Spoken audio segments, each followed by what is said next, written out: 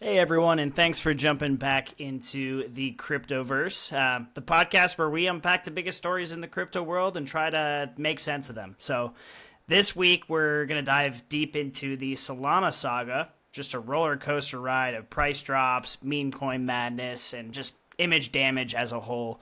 So buckle up. It's been a wild couple weeks for the Solana ecosystem, really for crypto as a whole, especially as we continue to see all-time highs in the stock market, which is obviously something that is painful in the crypto space. So, again, none of this is financial advice. As always, definitely do your own research. But with that said, I'll pass it over to Sia to take us through the news. 100%. Great intro, Mata. Appreciate it. So I mean, a lot going on with Solana in the last week. It really all started on February 14th when essentially LIBRA, the meme coin of of Argentina, was launched. And essentially, it was launched in partnership between the Argentinian government, so specifically Javier Milei, who's the president there, and then also the founder of Kelsier Ventures, Hayden Davis, who's been previously linked to other issues and meme coins and scams.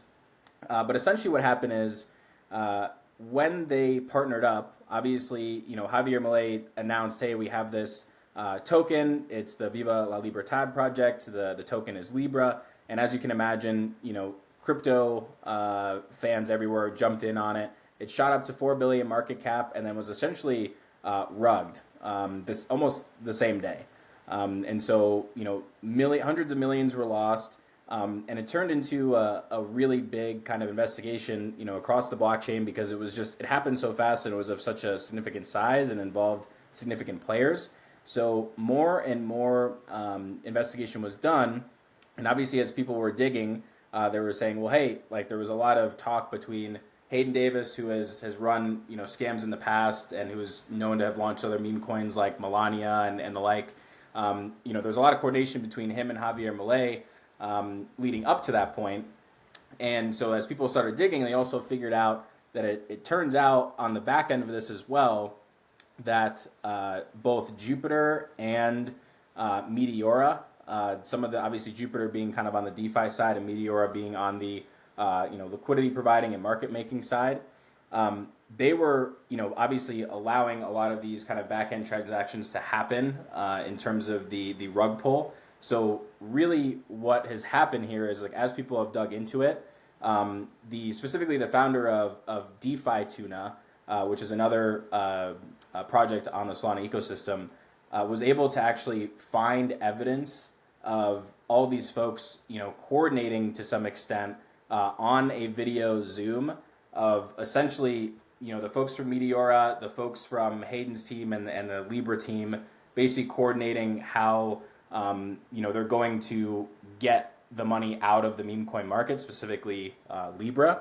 And so the rumor is, and this hasn't necessarily been verified, but the concern around the Solana ecosystem is that Meteora is one of the biggest market makers and liquidity providers in the space. And then Jupiter is obviously the biggest from a DeFi protocol perspective, one of the biggest. And so the concern is, if they're allowing this to happen, let's say just on Libra, what have they done in the past?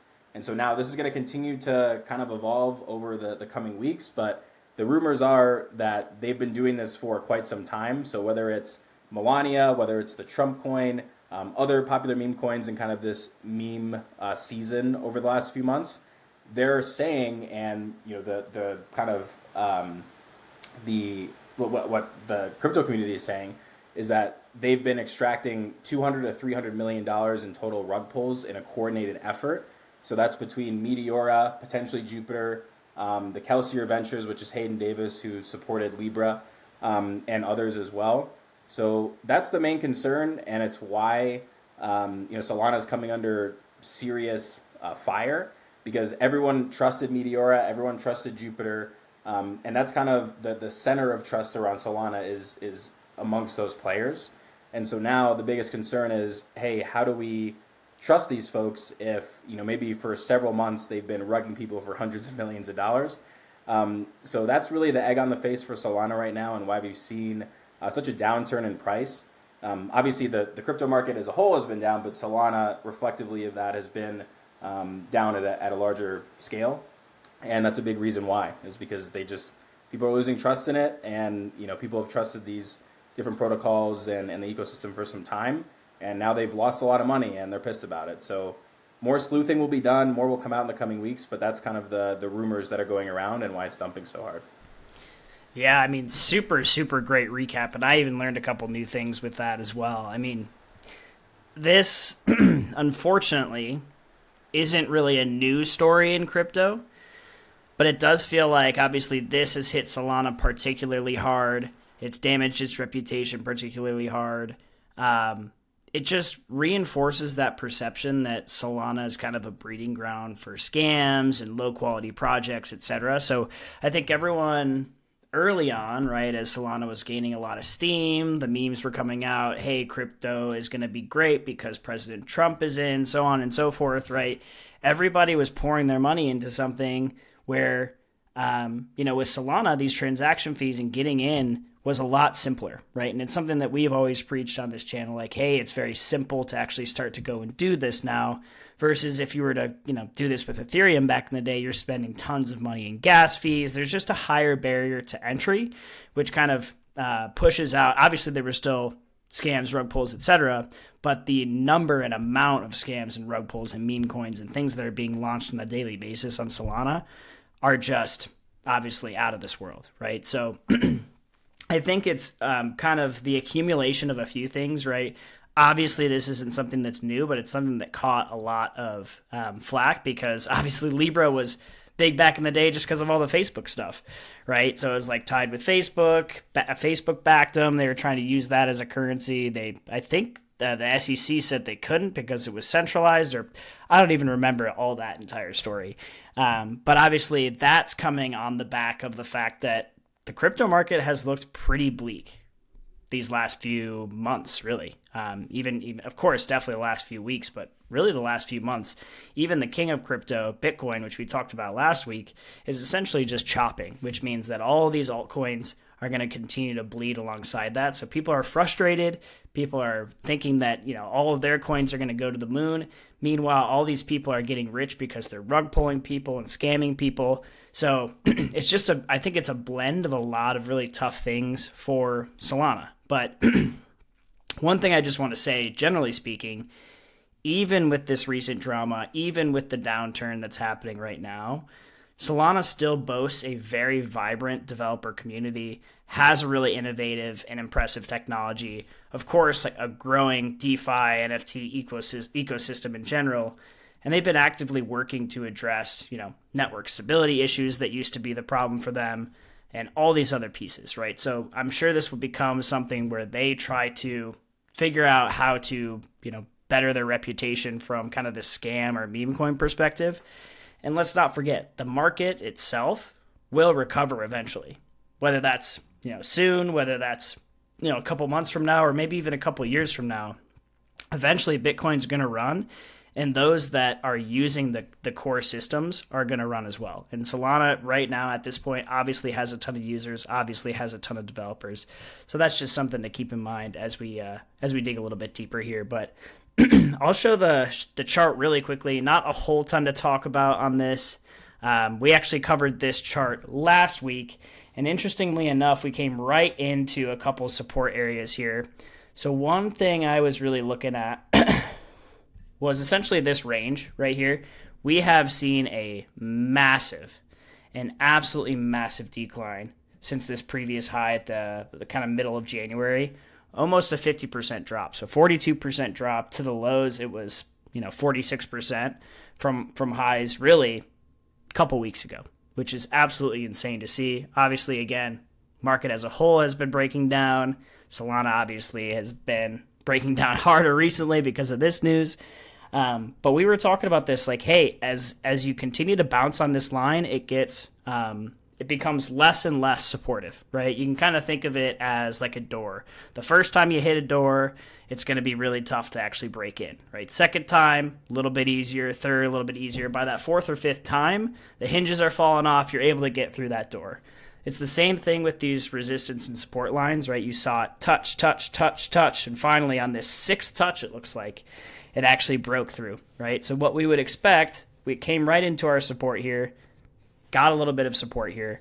What we would expect to happen is this breaks through, comes back, and at least retests this area. So to be bullish on Solana in the short term, what we want to see is actually break back above this and then potentially retest and go higher, right? One good, I wouldn't necessarily say good thing, but one bullish thing is as this price has decreased, the volume in Solana has also decreased. So generally you like to see those trends going together. So again, if we can break up above this confidently, have a good volume day for Solana, that could be bullish. Again, if Bitcoin starts running, that's going to impact Solana. If not, and we keep seeing kind of the bad news, Bitcoin continuing to kind of just chop sideways, altcoins continuing to bleed. What I would imagine here, since we just caught some of this support, is we're going to come back up and retest this trend line, but not be able to break out of it, and then probably make one potentially final move lower here for Solana. And so this is the range where I start to think about accumulating. A couple reasons why, right? Obviously, we hit that support there. We also have a second point of confluence. If we take our Fibonacci levels here from the lows to the highs, we actually see the 50% retraces here. Obviously, that next level of really, really key support and multiple confluence levels is much lower. So something to consider is what's your risk tolerance? How much do you want to risk on something like this?